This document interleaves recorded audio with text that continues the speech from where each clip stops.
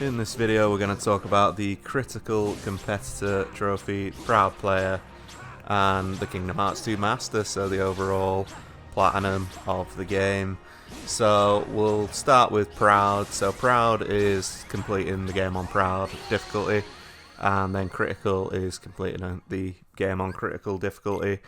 Basically with Critical, like the difficulties below it you'll get the trophies for if you haven't done them already. So if you started on beginner, you'd get the beginner trophy. If you did critical next, you'd get critical, proud, and standard. So I did it on standard to begin with, and then critical the next time over. So yeah, so some tips again for critical. The game does have some drawbacks in terms of the enemies deal twice as much damage. AP doesn't increase as quickly. HP and MP increases are halved, so you know you're not getting up as much as you could by grinding. Roxas does, however, begin with 50 AP, which is quite useful. EXP is gained at 3/4 of the normal amount as well, so that isn't ideal for grinding either, because it takes longer to grind. But yeah, you do start off with some crazy abilities. So you've got Finishing Plus, which is really strong. You've got Draw, which helps draw in orbs for healing, etc. You've got MP Hastera, which is really useful. You've got 2 Lucky Luckies as well. But yeah, you start off with a fair amount of abilities, so it's not as bad. Generally, you can kind of speed run this difficulty, I would say. I'd say do a little bit of grinding on summons, do a little bit of grinding on the drive forms, and then do a little bit of grinding, for your levels and stuff if needed. But the vast majority of the stuff isn't too bad at all. As long as you grind enough to have the abilities for what's it called, second chance, for is it once more? I think I always confuse that one with the other games. And then there's the other one, which is Leaf Bracer.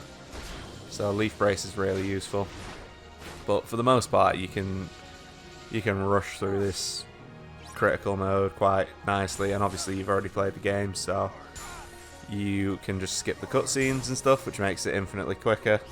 So you're looking at a really short playthrough on the second round, especially because you know where you're going, you know what you're doing. It can be the case where you lose fights, like I just did there. Just an example, just to show you.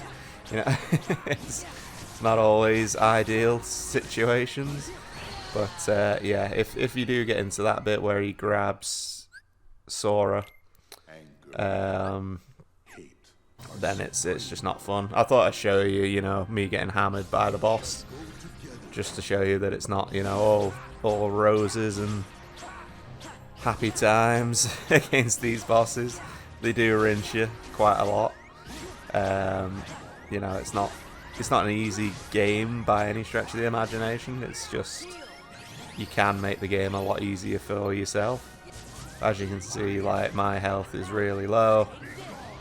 My max drive gauge is 5, which is not too low, but could be higher. If you do a lot of grinding on critical, I don't think it'd make that much difference, to be honest. You just have to make use of various things, like limit forms are really useful sometimes. Limit moves are really useful, Rave. Rave is really useful for dashing forward and backwards, especially on enemies that just aren't giving you a break. And it does a shed load of damage, as you just saw then. The reversals are really good.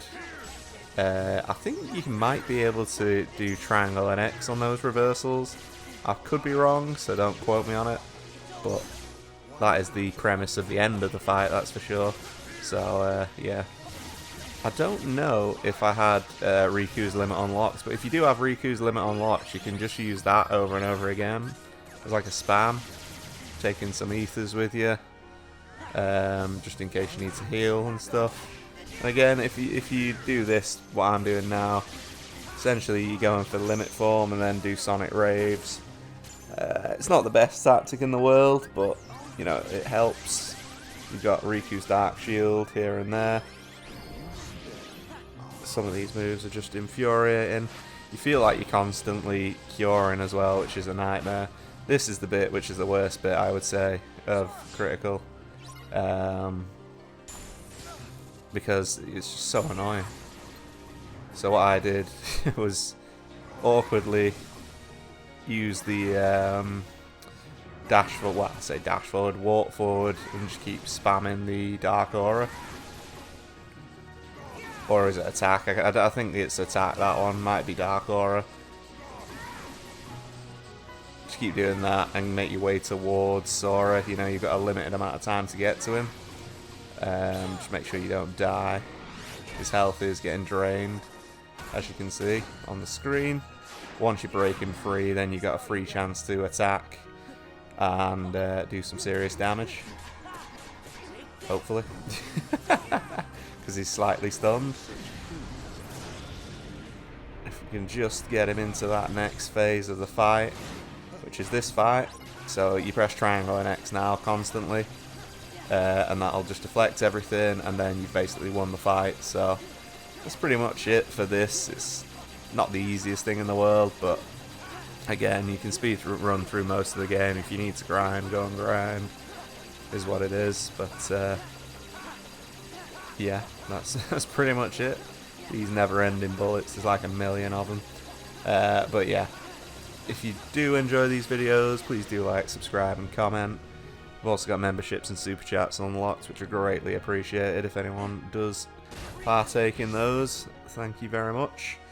And we've also got Discord linked in the community tab and the description of the video. Take care, peace out, thanks for watching.